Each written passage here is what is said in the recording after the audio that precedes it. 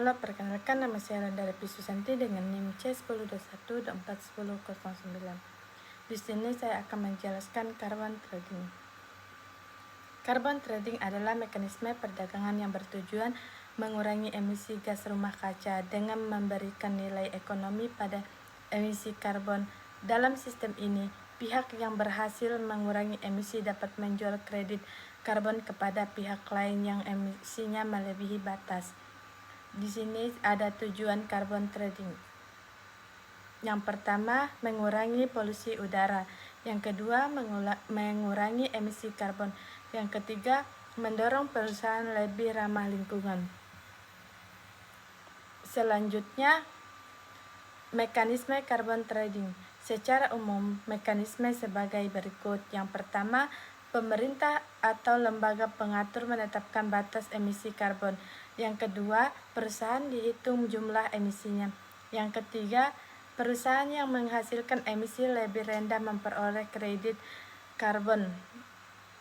Yang keempat, perusahaan yang emisinya melebihi batas harus membeli kredit karbon. Dan yang terakhir, yang kelima, terjadi transaksi jual beli kredit karbon di pasar karbon. Alur carbon trading. Yang pertama, pengukuran emisi. Perusahaan yang menghitung jumlah emisi karbon yang dihasilkan.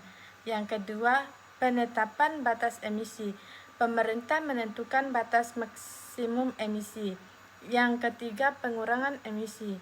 Perusahaan melakukan efisiensi energi menggunakan energi terbarukan atau menanam pohon untuk mengurangi emisi.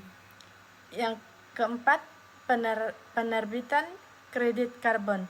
Jika berhasil menurunkan emisi, perusahaan dapat mendapat sertifikat atau kredit karbon. Yang terakhir, yang kelima, perdagangan. Itu kredit karbon dijual kepada perusahaan lain yang membutuhkan tambahan kuota emisi. Selanjutnya, siapa-siapa pelakunya? Yang pertama ada pemerintah, yang kedua perusahaan industri, yang ketiga investor atau broker karbon, yang terakhir lembaga verifikasi. Contoh carbon trading, misalkan perusahaan diberi jatah mencemari udara.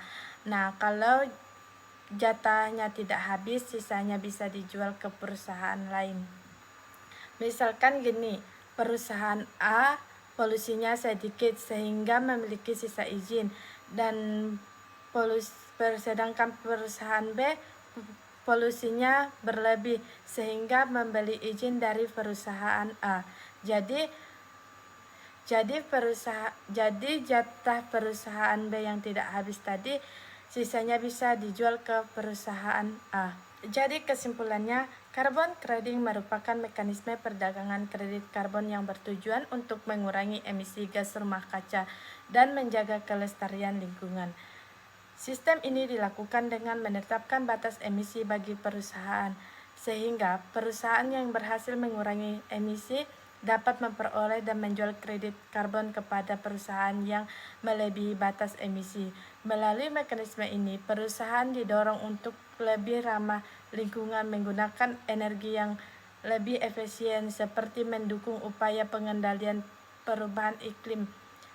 Dengan demikian, carbon trading menjadi salah satu solusi ekonomi yang dapat membantu mengurangi polusi udara sekaligus menciptakan pembangunan yang lebih berkelanjutan.